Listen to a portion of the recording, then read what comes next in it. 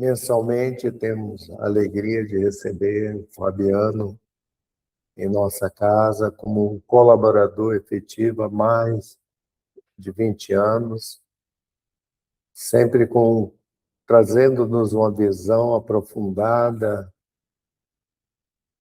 de toda e qualquer temática que ele abraça, auxiliando-nos na compreensão desta doutrina maravilhosa e que necessita de muito estudo, muita reflexão para podermos compreendê-la melhor. Hoje, o tema será a visão espírita do medo. Faremos uma prece e, de imediato, passaremos a palavra ao Fabiano para o estudo da noite de hoje. Amado Senhor,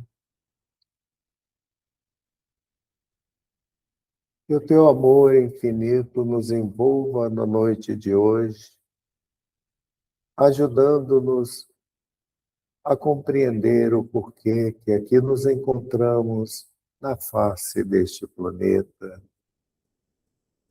a fim de nos libertarmos das ilusões mundanas, vencendo o homem e a mulher velhos que existem no interior de cada um de nós. E saibamos aproveitar o ensejo para aprender como burilar a intimidade de nosso ser, para que um dia tenhamos luz própria. E assim, Senhor, com a assistência dos bons espíritos, iniciamos a nossa tarefa da noite de hoje, passando a palavra ao Fabiano Augusto para desenvolver este trabalho maravilhoso. Graças a Deus.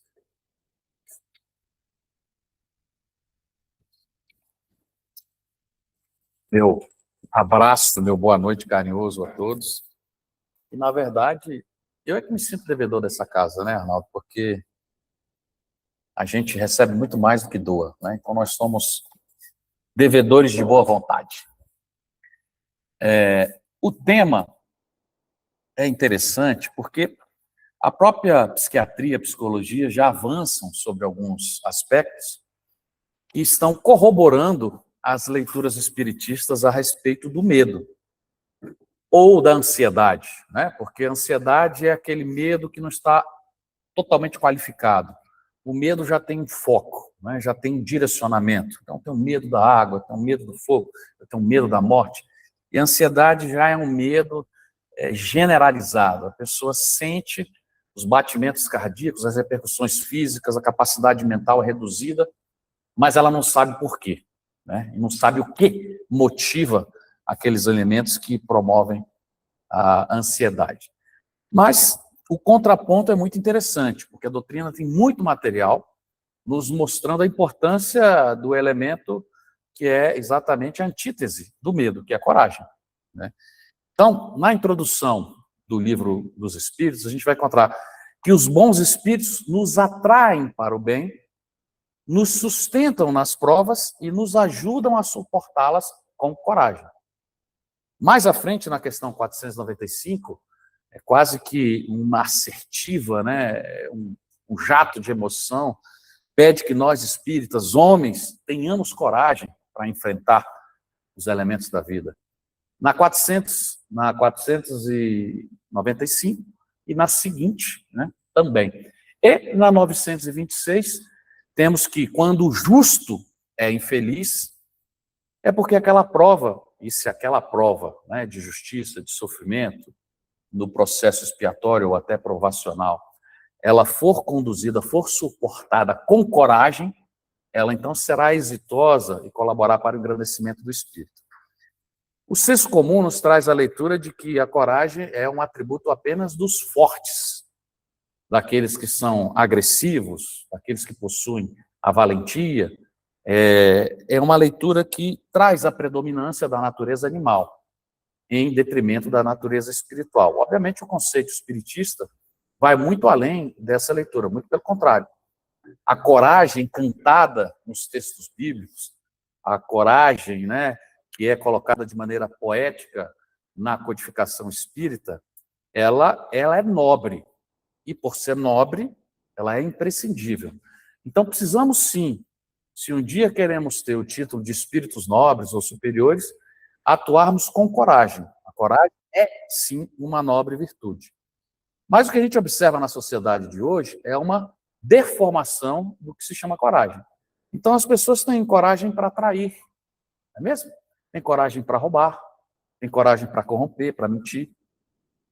Essa coragem não é coragem. Essa é uma deformação, fruto de uma fraqueza da idiosincrasia, da personalidade daquele que opta, obviamente, pelos caminhos mais fáceis. Então, é fraqueza, não é coragem, né? Dentro desse espectro, a gente precisa entender que a verdadeira coragem ela vai servir para nos manter íntegros, nos manter serenos, nos manter honestos. É essa a coragem, né, do ponto de vista conceitual, que a doutrina nos oferece. Nos afastando, né, da preguiça, da fraqueza, da vilania, da corrupção, da mentira, da sexolatria. Então, a coragem, do ponto de vista conceitual, ela vai nos remeter à confiança nas próprias existências. Existências, obviamente, interiores, né? Aquela firmeza, existência interior. É aquela firmeza para o enfrentamento dos problemas, defender o outro que se encontra numa situação de hipossuficiência, de fraqueza, né? Aquele que não tem condição de se proteger. Então, até do ponto de vista do elemento físico, a coragem precisa estar motivada por elementos nobres, senão não é coragem. Senão ela é um exercício de grosseria, é um exercício instintivo, é um exercício de selvageria, é um exercício de fraqueza. Porque é muito fácil, quando somos jovens, saudáveis, né, enfrentarmos quem quer que seja. Mas se o outro for mais alto, mais forte, aí a coragem já não se apresenta. Então não é coragem, né? Essas são deformações da condição e do caráter humano. Então ter coragem, obviamente, está associado a viver dentro da leitura dos princípios que o cristianismo nos oferece. E a coragem não é a total ausência dos receios. Muito pelo contrário. É trabalhar com esses receios, não deixando que eles cresçam e se tornando medos, né, ansiedades cronificadas, mas o importante é não nos deixarmos ser comandados pelo medo. A gente pode até ter o receio ou aquele princípio de medo, mas não deixarmos sermos conduzidos no processo de decisão, de escolha comportamental, pelos elementos que deformam a nossa ausência de enfrentamento perante os problemas e as dinâmicas da vida. Então, a coragem é essa energia moral, nos dizem os espíritos, né, perante qualquer cenário que não seja confortável. Então, o cristão corajoso, ele vai amar sua pátria, ele vai amar sua religião, ele vai defender sua família, ele vai defender o seu espectro legal, né? Os elementos associados à leitura de um equilíbrio cidadão. Ele vai se posicionar contra abusos, contra autoritarismo, contra injustiça.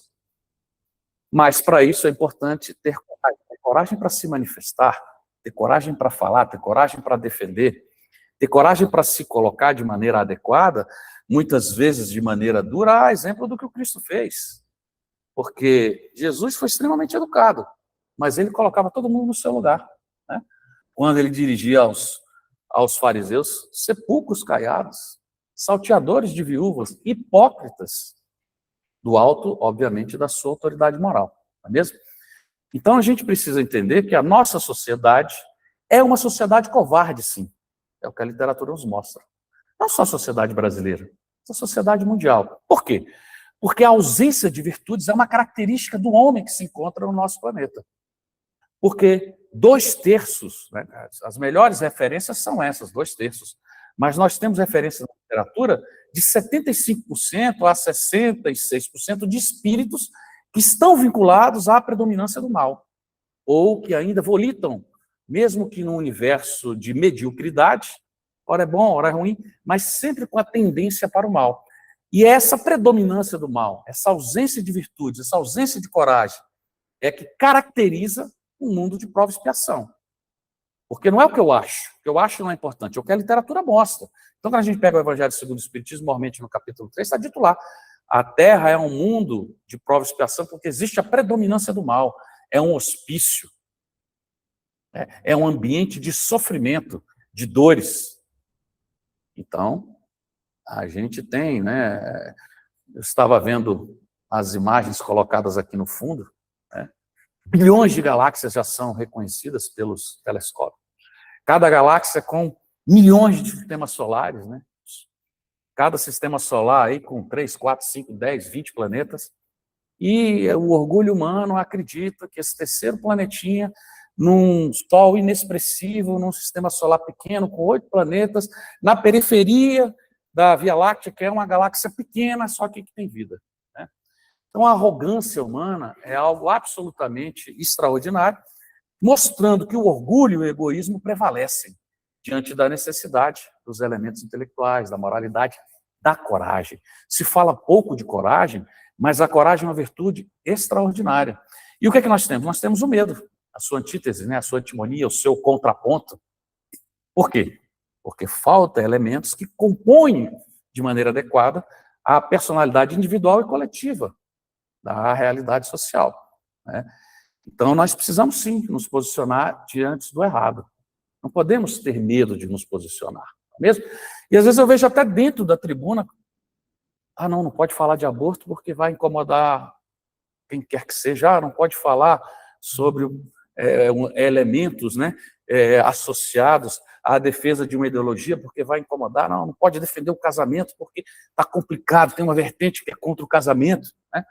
E a gente está tendo essas deformações, como eu falei anteriormente, né, quando aqui estivemos no mês passado, o livro dos espíritos antirracistas, daqui a pouco vai ter o livro dos espíritos em linguagem neutra, e fica essa balbúrdia e todo mundo achando que isso está absolutamente normal. Normal é o que se faz lá fora, mas na casa espírita, na tribuna espírita, o que nós recebemos com pureza, nós temos que manter com pureza. Então a gente tem que ter coragem de falar o que está errado, né? De descrever o que está errado. Porque Kardec nos fala, várias páginas da revista Espírita, dizendo, recebemos com pureza devemos passar. Com pureza devemos manter, porque a doutrina espírita não é a realização dos homens, porque tudo que veio dos homens vai perecer e já está perecendo. A doutrina não, a doutrina é a terceira revelação eterna, porque as informações que estão sendo recebidas são para todo sempre. Ela relata os elementos das leis naturais, das leis divinas que são eternas. Então, reencarnação, ação e reação, livre-arbítrio, pluralidade das existências, pluralidade das vidas, comunicação com os mortos, não é a realidade só do nosso planeta. É a realidade de todo o universo, conhecido e desconhecido. Por quê? Porque as leis são as leis. Elas são imutáveis, perenes e eternas, porque elas representam exatamente essas características extraordinárias de um Deus criador. Então, se nós recebemos com pureza, né, nós temos que transferir esses elementos com pureza.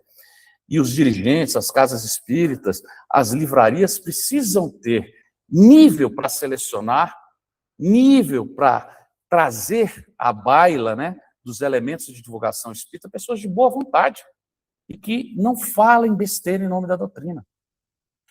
Porque são essas que estão tendo, vamos dizer assim, a recepção popular. Tem um canal desses blogs espíritas, e nós temos vários, alguns bons, a maioria questionáveis. Tem um que se auto-intitula lá, professor, e está preocupado com likes, né? Milhares de adeptos. Eu não consigo assistir 2 minutos do sujeito falando, porque é besteira atrás de besteira, em nome da doutrina. Então a gente precisa ter muito cuidado. Somente quem está adentrando a casa espírita não tem que tomar como verdade aquilo que é dito. Tem que checar, tem que ler, tem que se informar, tem que concatenar informações para não ser ludibriado, porque é o que nós fomos ao longo desses séculos todos, pelas teologias, né, que estão aí perdidas nos interesses dos humanos. Então, a coragem é extremamente importante, não é mesmo? Nós não temos que ter medo de nos posicionarmos do contrário do que aquilo está sendo dito que é politicamente correto. Não, precisamos ter essa coragem também, não é mesmo? E a gente vai perceber que os ícones da arte, que os ícones da cinematografia, que os ícones da política, que os ícones, né, das mídias digitais são compostas, na sua maioria esmagadora, de espíritos absolutamente comprometidos, absolutamente desprovidos de valores morais, e muitas vezes de valores intelectuais, o que é mais chamativo, né? Porque os elementos intelectuais saltam aos olhos já num primeira monta. Os morais, às vezes, ficam mascarados pelos escaninhos das intimidades. Então, a gente precisa ter esse bom senso, não é? E são exatamente aqueles de sucesso, os que estão no poder, os que estão, né, se locupletando de toda forma pela riqueza, pelo sucesso, por conta de uma sociedade de baixíssimo padrão intelectual e moral, exatamente porque não tem coragem para vencer as suas más inclinações. Porque vai dizer, não, mas é porque são ignorantes. Aí a gente vai ter que rasgar o livro dos espíritos, não é mesmo? Porque ignorantes são os silvícolas, aqueles que estão nos primeiros exercícios da entrada no universo humano, né? Dentro desse processo de progressão até a escala dos seres angelicais. Então, aqui no Brasil, a gente pode me ver à mente agora que tem pelo menos 20 etnias no Brasil de indígenas que matam os seus filhos, que promovem o infanticídio. Tem mais de 10 anos que alguns PLs correm no nosso Congresso e não são resolvidos porque a sociedade não tem interesse, né? Infanticídio, aborto, homicídios, estupros, enfim, eles não têm interesse em resolver essa situação. E o que acontece, essas 20 etnias? Nasceu de gêmeo, mata um. Nasceu deficiente, mata. Nasceu com doença, cego, com problema de paralisia, mata, enterra vivo, eles enterram vivo. 20 etnias no Brasil, né? Nasceu com alguma doença desconhecida, o sujeito nasceu com vitiligo, eles enterram, porque o índio não sabe o que é. Nasceu de uma mãe solteira, enterra o filho. Está aí, mas a sociedade não comenta. Essas criaturas não têm capacidade intelectiva para serem punidas, porque ainda estão nos primórdios da dilação intelectual e não tem muita dimensão do que é certo e errado. Então, é correto falar em ignorância. Mas quando a gente pega a estrutura mediana da inteligência humana, o Livro dos Espíritos se posiciona de maneira clara na questão 621. Onde é que está escrita a lei de Deus? Na consciência de todo mundo. Então não venha me dizer que a pessoa não sabe que roubar, que trair, que abortar é errado, porque é. Ela pode não ter coragem para enfrentar aquilo. Ela mascara no seu aspecto intelectivo, como já a psiquiatria coloca. E nós vamos ver, não é mesmo? Então, nós precisamos entender como falta de coragem para enfrentar as más inclinações. Jung, esse psicanalista extraordinário, pai da psicologia analítica, né? Esse suíço renomado que deu um salto nos elementos da análise psicológica, né? E transcendeu muito do que Freud colocou, ele trabalha o chamado conceito da sombra. O que é esse conceito da sombra? É aquela soma do que nós rejeitamos na nossa personalidade. Olha que interessante, né? É aquele processo do eu ruim, eu inferior que eu escondo.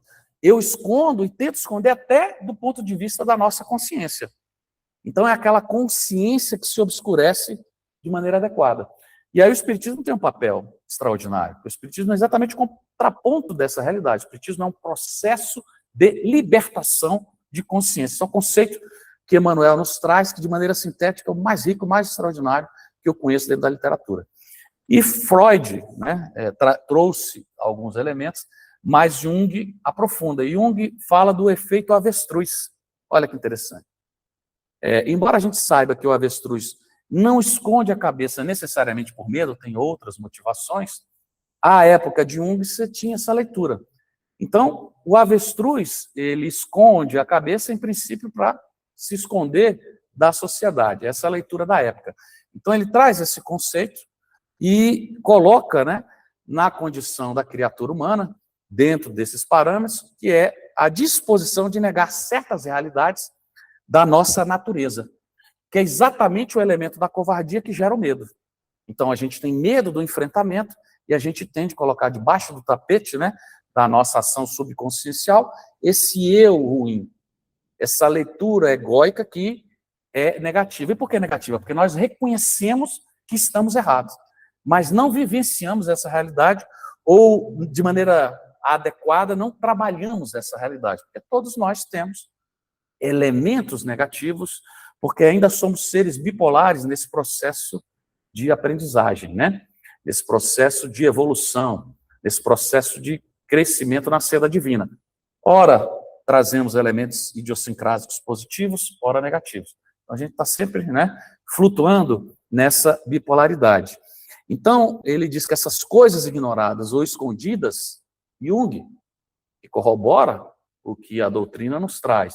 Então, aquilo que é escondido ou ignorado, ele vai gerar mais medo do que aquilo que é conhecido e trabalhado. Então, a gente já tem um conceito interessante. O medo, ele é gerado pelo desconhecido, pela ignorância, pela ausência do enfrentamento. Então, nós temos medo do desconhecido, e é verdade, né? Por que quando acaba a luz em casa a gente está tranquilo? A gente sabe onde é que tem um degrau, sabe onde é que está a quina, sabe onde é que está a cadeira, já puxa a gaveta que tem ali a vela, né? Ou nos casos mais chiques, como o da Jarlene, já existe lanternas de LED, né? Mas a gente perde o amigo, mas não perde a piada, né, Jarlene? Mas a gente fica confortável no nosso ambiente, não é mesmo? Agora, se você vai passar por um lugar, num beco escuro, que você não conhece, que é desconhecido, você já fica com medo. Ah, vai ter um ladrão, vai ter um buraco. Sabe se tem uma poça de lama, um escorpião, como tem muitos aqui em Brasília, né? E aí você já fica com medo. Medo do quê? Do desconhecido. Porque a gente não consegue visualizar, não consegue vislumbrar. Então, esses conceitos são simplistas, mas são claros para a gente entender de maneira objetiva como a mente humana trabalha, né? E Jung viu isso de maneira adequada.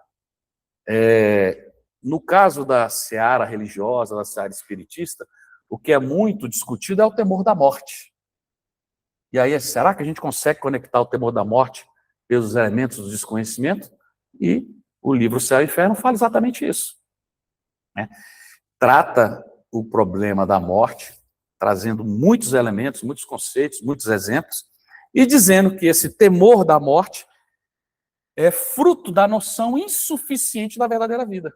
Ou seja, do desconhecimento da verdadeira vida, da vida espiritual, da pátria espiritual, que é desconhecida porque a gente não conhece, não conversa, não estuda, não lê, não reflete, não debate, diferente do que acontece aqui na Casa Espírita. Mas, para a realidade do nosso planeta, é isso, não é mesmo? Então, vai denotar a necessidade de viver, né, por conta de uma leitura materialista, o momento da destruição. Então, a morte é a destruição, a morte é o fim, a morte é a cessação dos prazeres materiais. E não é. Aliado a isso, a gente tem os elementos cerimoniais, os elementos teológicos, né, os sacramentos, que acabam por atrapalhar ao invés de ajudar. Então, é rodeado a morte de cerimônias lúgubres, né? Antigamente tínhamos as carpideiras.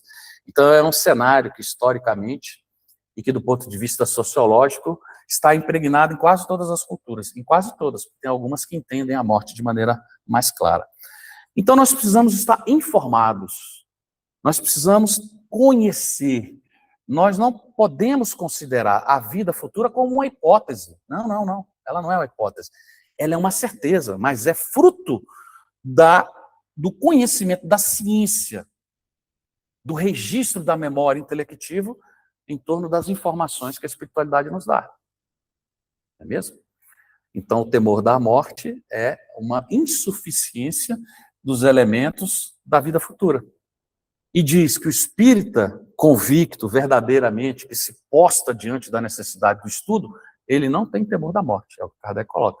Ele pode ter algum receio, né, porque sempre tem elementos novos nesse processo de mudança dessas dimensões, ora mais material, ora menos material, porque o mundo espiritual é também um mundo material ou semimaterial, como queiram, né? Mas medo, pânico, ansiedade, rebeldia diante das mortes não é razoável para um espírita ou para um espiritualista de boa vontade que se debruce nesses elementos, né? Então, esse conceito do medo, ele é um conceito interessante, porque é fruto da nossa perda de pensar e de agir, dizem os psicanalistas, os psicólogos. Pensar e agir dentro de um processo, dentro de uma dimensão do exercício do raciocínio padronizado, estruturado, racional. Então a gente para de pensar e para de agir. Percebam que muitas vezes o medo petrifica, né? O medo deixa a gente estagnado, o medo nos torna passivo diante da necessidade de agir, em quase todos os aspectos e também nos elementos espirituais e emocionais. Então, é a ausência da informação, a ausência da segurança, a ausência desses valores nos deixam, né, inertes, passivos, diante da necessidade de agir. E, às vezes, que agimos de maneira errada, porque não estamos, né, envolvidos dentro de elementos positivos, protegidos pela intelectualização, pela ação da memória. Porque, vejam bem, a gente precisa entender que a condição de um espírito nobre e superior, ela precisa estar calcada nos elementos intelectuais, e aí precisamos entender capacidade de raciocínio, capacidade interpretativa, compreensão, memória. Memória é uma ação do processo intelectualizado. Não existe ninguém inteligente que não tenha uma boa memória. Não tem como desconectar uma coisa da outra. A não ser que esteja passando por um problema físico, pontual, uma doença, é outra história. Mas em situações normais, a mente cartesiana, a mente desenvolvida nos elementos da racionalização, ele tem boa memória. Mas não adianta só a inteligência, nós precisamos caminhar nas leituras dos valores morais. Então são os dois espectros do processo de evolução, moral e intelectual, egoísmo e humildade. Né? No contraponto do orgulho, egoísmo não, caridade e humildade, no contraponto do orgulho e do egoísmo. Né? O egoísmo, qual é o contraponto? A caridade. Então, o egoísmo é sou eu, tudo para mim. Não, a caridade não. Vamos dividir, vamos coletivizar, vamos nos fraternizar. Né? A humildade, não, eu não sou bom, né? O orgulho, eu sou bom, eu sou belo, talvez Deus esteja acima de mim, o resto está abaixo. A humildade não. A humildade não é se rebaixar, é entender essas gradações, essas hierarquias, entender as limitações, mas também entender o seu potencial. Não está associado a elementos socioeconômicos, muito pelo contrário. Então, precisamos ser humildes e caridosos, intelectualizados e moralizados dentro dessa leitura. Tito Livio, 59 a.C., foi um renomado e conhecido historiador latino, ele fazia uma associação dizendo que quanto menor o medo, né, menor o perigo. Então, ele associa o medo ao perigo. Não deixa, de maneira pragmática e dentro de uma leitura mais materializada, não deixa de estar correto. Mas o Espiritismo mostra que, na verdade, o medo está mais associado ao mal do que propriamente ao perigo. Olha que interessante. E é o que as ciências modernas estão colocando. Né? Então, essa percepção ela é um atributo do espírito, né? E quanto maior o seu estado de consciência, maior será a sua capacidade de perceber, de entender a realidade complexa e completa que está ao seu redor.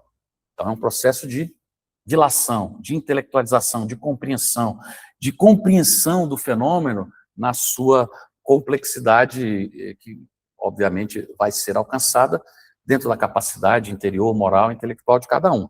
Mas esse exercício precisa ser trabalhado. Né? Então, eles colocam vários elementos que são motivadores desse processo, né?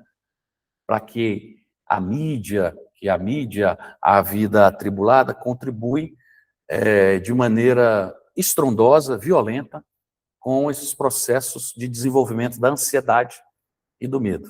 Né? A vida moderna cria elementos que deixam essa situação um pouco mais complexa.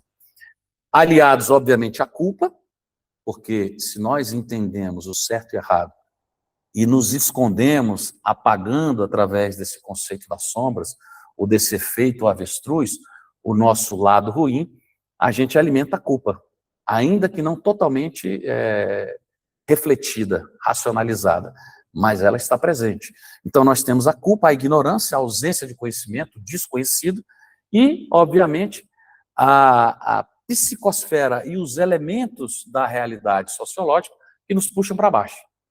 E aí, esses dias eu vi até um estudo dizendo o seguinte, que 72%, pasmem, 72% de todas as notícias veiculadas no planeta têm elementos negativos.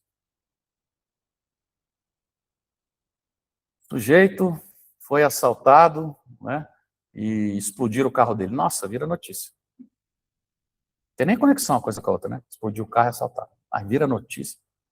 Ah, mas uma senhorinha, freira, ou alguém de uma determinada religião vai lá e há 50 anos ajuda no orfanato tal. Ninguém vê esse tipo de notícia. É claro que tem algumas notícias que são informativas. Não, o dólar subiu, dólar, inflação, superávit primário, são notícias informativas. Mas tirando esse cenário, as notícias têm um caráter negativo. Então mostra que a sociedade tende a nos puxar para baixo, né? Tende a criar elementos de ansiedade, tende a desenvolver não o bom e o belo, mas o perigoso e o ruim. E aí a gente vê, né, a própria OMS, as síndromes de pânico nunca cresceram tanto, que é esse distúrbio da ansiedade, que vai criando crises súbitas, repentinas, que a pessoa não consegue controlar, que desenvolve comportamentos irracionais, fobias irracionais, né, sobre todos os aspectos, que fica descontrolada e altera o funcionamento orgânico e a capacidade cognitiva da pessoa, né? Então, a frequência cardíaca é alterada, o processo respiratório, as sudoreses, né? Então, a gente tem, além das síndromes de pânico, como a OMS coloca, o TOC, transtorno obsessivo compulsivo, né? Que é esse distúrbio de ansiedade também, e aí a gente precisa entender que ansiedade e medo estão absolutamente conectados do ponto de vista conceitual. O medo tem um foco mais claro e a ansiedade é um pouco mais abrangente. Se eu tenho medo de altura, então ali está claro, eu tenho medo de altura. E muitas vezes a ansiedade não tem um diagnóstico tão preciso, mas é medo, né? É medo. Então, é esse distúrbio de ansiedade caracterizado por pensamentos obsessivos. Nesse aspecto, a doutrina traz elementos muito mais ricos do que a própria psiquiatria, né? Mas, de qualquer forma, o indivíduo tem comportamentos absolutamente estranhos, tem ideias exageradas e irracionais, que levam a manias e a rituais absolutamente incontroláveis. Então, o TOC já é o 4º diagnóstico psiquiátrico no mundo. Segundo a OMS, já está entre as 10 principais causas de doenças no mundo. Doenças, obviamente, que nascem no espectro mental, né, na questão do raciocínio, e que se espraiam, né, essas perturbações na estrutura corporal. E isso não é novidade, né? E, apesar de descrito o TOC há mais de 100 anos, né, estudado, ainda a literatura não consegue explicar o porquê do TOC. Ainda é um enigma, do ponto de vista dos elementos, né, racionais, científicos associados à psiquiatria e à psicologia. E aí a doutrina dá um salto de qualidade, né, um salto de informação, traz elementos mostrando, obviamente, esse processo de interação perturbado entre as dimensões espiritual e material. Tem também os tiques nervosos. Olha que interessante, né? Tem um livro da Amélia Rodrigues, Os Caminhos, oh meu Deus, pelos caminhos de Jesus, lá no capítulo 24, que ela trata sobre Barrabás, Pilatos e Jesus. O texto é maravilhoso. O livro é muito gostoso, né? E aí ela diz que Pilatos se perturba, depois se suicida, mas que ele lavava as mãos de maneira compulsiva. Depois do processo, né, de declínio da sua autoridade, depois de ter lavado as mãos, porque ele sabia que Jesus não era culpado, mas a injunção política fez com que ele se acovardasse. Olha aí a ausência de coragem de novo, né? Depois, quando ele cai no ostracismo, porque aquele grupo de poder associado a Herodes, os demais caem, né, na sua ânsia política, né, caem nas perturbações e nos problemas das guerrilhas internas, então eles entram numa leitura de ostracismo, então ele fica recluso e se mata. Mas a Amélia Rodrigues, né, através da psicografia do Divaldo, diz que ele lavava as mãos de maneira compulsiva. Olha o tique nervoso aí, né? Então, o que a literatura explica? Que são atividades, compulsões, né, motoras, que servem para avaliar, para aliviar, perdão, elementos emocionais e sentimentais, né? Então, é como se a mente criasse um processo de distração para esconder o elemento consciente, através desses transtornos comportamentais, né? Motores. Vai distraindo com o tique e não deixa vir à tona os elementos verdadeiramente causadores daquele processo perturbador. Então, tem tiques absolutamente estranhos, né? E a literatura trabalha de maneira muito rica esse cenário. E aí a gente vê que a ansiedade e o medo, que são elementos que surgem na psique, geram repercussões no campo físico e também no campo espiritual, né? Então, a gente pensar as perturbações estomacais, os descontroles dos batimentos cardíacos, as sudoreses, e aí a gente tem, como a literatura explica, o corpo espiritual, que é o perispírito, psicossoma, ou perisperma, que é essa formação sutil, porosa, plástica, semimaterial, mas que ela responde ao corpo mental. Então, propriamente o espírito que pensa, né, na sua estruturação magnética que gera o corpo mental. Então, o corpo mental vai modelar o corpo perispiritual ou o corpo espiritual, que vai definir o corpo físico, que são, obviamente, elaborados nas duas esferas da vida. Existe conexão, existe vinculação, né, do ponto de vista da estrutura fisiológica, do ponto de vista da genética. E se o corpo mental está perturbado, obviamente o corpo físico vai repercutir, né? Então, a ciência de hoje, a medicina, né, os elementos que estudam a saúde humana, dispõem que a saúde é fruto do equilíbrio dos órgãos. A literatura espírita amplia um pouco mais esse conceito, dizendo que a saúde é uma harmonia da alma. Não necessariamente a presença, né, do equilíbrio orgânico pleno. Com a idade, isso vai ficando difícil, não é mesmo? Mas a questão mental é a hierárquica, é a ordenadora, é a superior do ponto de vista hierárquico. Então, se o corpo está doente, é porque o espírito está enfermo. Então, do ponto de vista da literatura espírita, há 169 anos, essa é a realidade. A ciência humana vem ao longo, né, dos séculos mudando essa leitura. Então, hoje já existem estudiosos dizendo que todas as doenças têm origem fisiopsicossomática, né? Tem origem no campo mental, são de origem psicossomática. Alguns defendem 70%, 80%, então existe um consenso de que essa proporção ao longo das últimas décadas vem crescendo. Entre 70% a 90% dos estudiosos do tema afirmam, então, que as doenças físicas têm origem no campo mental. Então, a doutrina não mudou até agora, está dizendo que 100%, se não nessa, numa vida anterior. Mas 100% tem origem no campo mental. Então, a gente está vendo a estrutura do pensamento científico alcançando o patamar que a doutrina coloca desde 1857. Então, a medicina vai começando a compreender esse conceito das doenças psicossomáticas, né? Da doença do corpo oriunda de um estado desajustado do campo mental, né? Fruto de tensão, conflito, ausência de coragem, ausência de valores, ausência de virtudes. E Emmanuel tem uma frase, no livro O Consolador, que ele nos diz o seguinte: nós somos herdeiros de nós mesmos. Não adianta a gente ficar culpando genética de avô, genética de pai. O problema que nós vivenciamos no nosso campo estrutural físico é fruto da nossa herança espiritual, perispiritual, que surge no campo mental.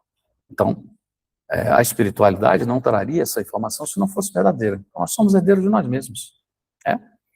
Se temos uma vida equilibrada, o equilíbrio vai, obviamente, se mantendo nas próximas existências. Se não, em algum momento, essa vida desequilibrada vai repercutir na estrutura física. Se não nessa, no mundo espiritual, depois no mundo espiritual, quem sabe na próxima existência. E a literatura espírita é pródiga ao nos mostrar esses elementos, né, na literatura rica que está à nossa disposição. Então, os psicólogos, materialistas, autores, concordam com a afirmativa de que a humanidade é constituída maciçamente de mentes enfermiças. A OMS já trabalha nessa área, né? Mentes perturbadas, mentes desequilibradas. Hipócrates, né, pai da medicina, 4 séculos antes de Cristo, já trazia essa visão dualista, né? Essa interação mente-corpo, né?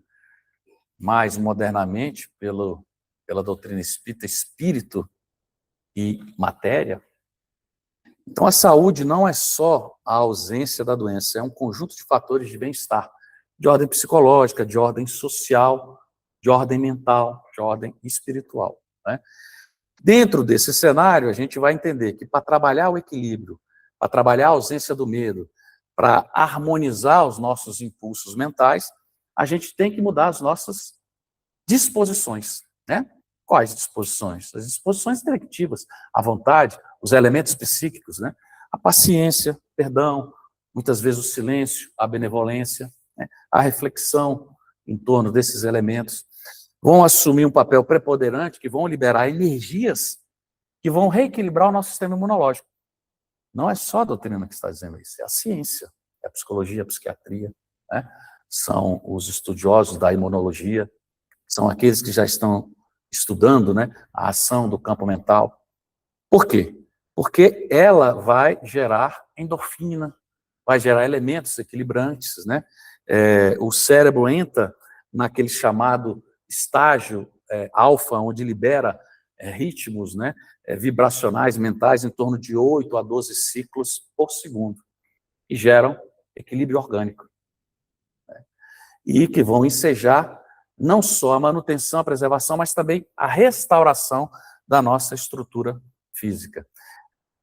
Isso é o que a ciência está dizendo agora, né? Mas nós temos um livro na década de 40, chamado Evolução em Dois Mundos, onde André Luiz, sustentado pela genialidade de Emmanuel, nos coloca, obviamente, os elementos de reequilíbrio que são disparados pelo campo mental e que atuam diretamente no interior da célula.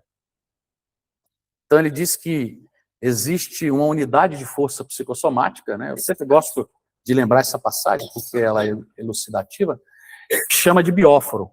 A ciência conhece o bióforo, mas não sabe exatamente o papel do bióforo. A doutrina vem dizer, não, é uma unidade de força psicossomática que compõe o elemento citoplasmático, né? Que compõe o citoplasma da célula, ou seja, excetuando o núcleo, e que atua diretamente, responde diretamente aos impulsos mentais. Se os impulsos mentais forem de equilíbrio, de renovação, de bom ânimo, de otimismo, imediatamente a célula percebe. E a célula entra nesse processo de reequilíbrio. E o contrário também é verdadeiro. Tanto é que quando a gente fica emocionado, nervoso, quando a gente leva um susto, a gente já fica quente, né? A gente já treme. Já é uma resposta imediata percebida no nosso campo emocional. Mas essa resposta imediata é percebida no campo celular, né? Então, é a célula, os elementos que compõem a molécula, os tecidos, os órgãos, que compõem o corpo. Então, a repercussão é na origem, é no citoplasma. Então, isso é muito interessante. Essa situação mental vai criar uma disposição adequada no interior da célula. Mesmo? Joana de Ângeles, no livro Cessação do Sofrimento, lá no capítulo 4, Cessação do Sofrimento, ela fala sobre a necessidade de trabalharmos a culpa, né?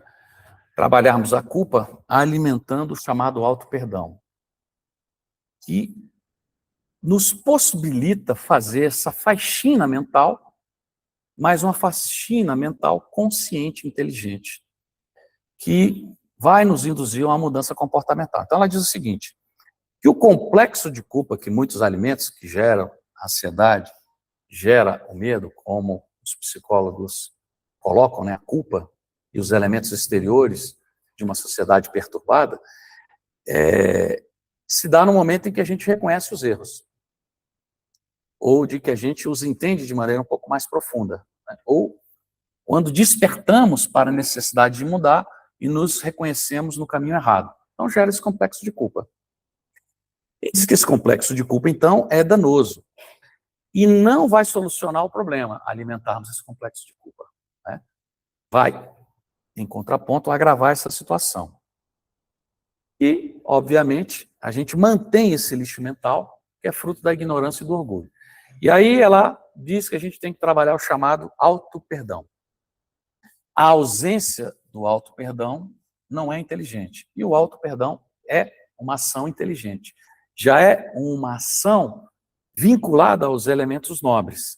Mas esse auto-perdão ele não pode se apoiar na falsa tolerância, né, dos próprios erros. O que ela quer dizer com isso? A gente reconhece que está errado, erra, se perdoa. Daqui a pouco erra de novo, se perdoa de novo. Aí vira um processo, né, de negligência moral, um processo de maturidade, um processo leviano. Então, ela não trata sobre o elemento desse auto-perdão, mas do auto-perdão que promove o erro de forma reduzida ou a ausência do erro, direcionando as nossas ações, os nossos atos futuros, interrompendo o mal que era gerado de maneira cíclica, né? Então, vamos usar um exemplo simples. Somos usuários de uma determinada droga e a gente alimenta esse complexo. Ah, não, eu vou me perdoar. E no outro dia está usando droga de novo. Não adianta, né? Então, é deixar de usar a droga, é deixar de se corromper, é deixar de se perturbar, é deixar de trair, é deixar de ser, né, compulsivo em elementos perturbadores. E aí a gente vai, obviamente, direcionando os nossos atos futuros. Então, quando alguém se perdoa, o que a literatura diz? A gente aprende a se desculpar e a gente cria condição, oferece oportunidade para que aqueles que estão ao nosso lado também sejam perdoados, né? A oportunidade que se dá ao próximo, porque reconhecemos a oportunidade dentro dos elementos associados à nossa realidade mental. Na questão 919 de O Livro dos Espíritos está dito lá que a gente precisa, né, se conhecer, né? Essa demanda de Santo Agostinho resgatando o pensamento socrático, né? Conheça-te a ti mesmo, né? Mas é perguntado, como que a gente faz isso? E Santo Agostinho fala, a gente tem que interrogar a consciência, a gente tem que passar em revista, faça isso no final do dia, né? Se durante o dia tivemos os melhores comportamentos, se demos motivos para que as pessoas tenham, né, elementos para reclamar do nosso desempenho, se aceitamos, acatamos e atuamos de maneira inteligente diante das oportunidades de ser útil. E aí a gente vai se conhecendo e formatando elementos para que o dia seguinte seja um pouco mais produtivo. Então, esse conheça-te a ti mesmo, socrático, esse elemento, né, que significa a consciência racional de si mesmo, desperta, né, contra a ignorância que todos nós alimentamos, com a certeza viva de que precisamos superar esses elementos, né? O livro Estude Viva, que é essa parceria do Chico e do Valdo Vieira, e também tem um capítulo lá que é assinado por Emmanuel e André Luiz, que fala sobre o despertar da consciência moral. Então diz sobre consciência e conveniência. Então fala que 4 pontos são importantes para que a gente possa trabalhar contra o desenvolvimento da ansiedade, do medo, fortalecendo, né, a nossa consciência, a galhardia, a coragem dos enfrentamentos dos elementos pernósticos na nossa idiosincrasia. Fala da necessidade da meditação elevada, da vinculação ao pensamento nobre, da associação à música de alto teor, que facilita no processo de meditação. Como segundo ponto, a necessidade de cultuar a prece como uma disciplina necessária. E às vezes não fazemos isso. O hábito da prece é um hábito que muitas vezes a gente está deixando de lado. Isso é um risco, né?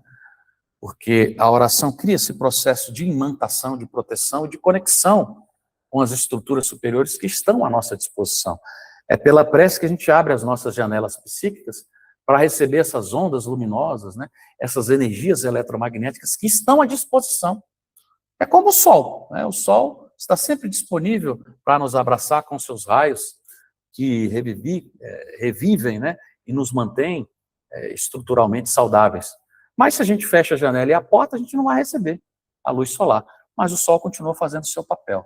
como os bons espíritos, né, debaixo da estrutura crística, o fazem. Então, a prece é essa chave mágica que abre a porta, a janela das nossas condições psíquicas. Como terceiro elemento, a necessidade da leitura superior. Precisamos deixar algumas leituras de lado, né?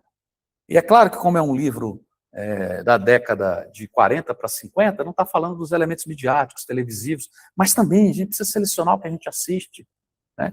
A gente precisa se vincular a documentários, a elementos que trazem informação, mesmo que não sejam de teor religioso, mas que impulsionam o conhecimento, né, de uma maneira nobre. Então, a necessidade da leitura superior, da absorção de informação superior. E quarto, da conversa edificante. É evitar determinadas leituras, né, conversações, verborragia menos nobre. E aí ele diz o seguinte: esses 4 elementos vão nos habilitar uma conduta reta, vão abrir a porta adequada para as nossas realizações. E diz que quando alcançamos esse nível de entendimento, não é mais lícito determinados comportamentos. A gente já se policia. A gente já não erra de maneira grosseira, né? Porque a noção de justiça, diz André Luiz, nos regerá rumo ao dever para a edificação da harmonia comum. Estabelecida por nós os limites dessa consciência e conveniência, né, faz essa vinculação, aprendemos que a felicidade há de guardar a essência eterna. É exatamente resgatando o que Paulo nos coloca na sua carta aos Coríntios. Então, meus amigos, para encerrar, o Evangelho é o maior tratado de psicoterapia planetária. Eu não tenho dúvida disso. A aplicação do Evangelho de Jesus vai resultar em bem-estar, em harmonia e equilíbrio mental. Eu não tenho dúvida dessa afirmação. Porque a mensagem de Jesus, ela considera essa realidade transpessoal. Essa realidade que está colocada pela psiquiatria, pela psicologia moderna. Então, a doutrina tem esse único objetivo, é de iluminar as consciências. A doutrina, então, é esse fanal para a nossa transformação mental, para a nossa transformação comportamental. E é importante que a gente entenda que a doutrina não está no campo das ilusões, né? Está no campo pragmático, está no campo das realizações. Porque se assim não fosse, nós não estaríamos, né, recebendo essas informações extraordinárias pela bondade da espiritualidade amiga. Obrigado. Fabiano, faça a prece para nós, encerramento, por favor.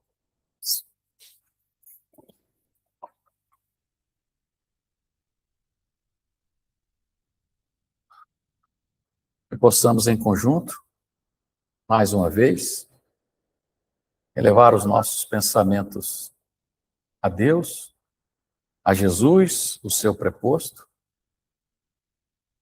agradecendo a oportunidade de aqui estarmos nessa casa abençoada, recebendo energias positivas que nos mantêm a estrutura mental e física mais harmonizada, que nos impulsionam para os elementos do bom e do belo, que nos concitam ao bem, ao amor, ao exercício do pensamento equilibrado, porque reconhecemos, Jesus, que ainda são grandes as nossas limitações, as nossas inferioridades.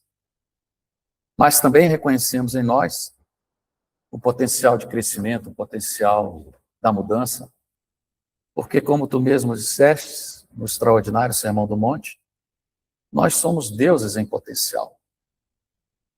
Que possamos, debaixo da sua proteção, da sua misericórdia, estarmos sustentados na necessidade de construirmos homens e mulheres melhores, de construirmos a nossa reforma interior, de colaborarmos não só com a nossa evolução do ponto de vista individual, mas também colaborarmos com o avanço da nossa estrutura familiar, laboral, social, onde quer que estejamos inseridos.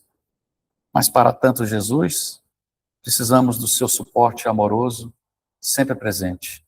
E que esse suporte se estenda também aos nossos amigos, familiares, companheiros de todas as ordens, e até mesmo aqueles a quem ainda não aprendemos a amar. Que os nossos votos de carinho, de proteção, sejam ampliados pela sua bondade e alcancem todos esses corações, amigos ou não, que fazem parte da nossa tela mental. Que assim seja.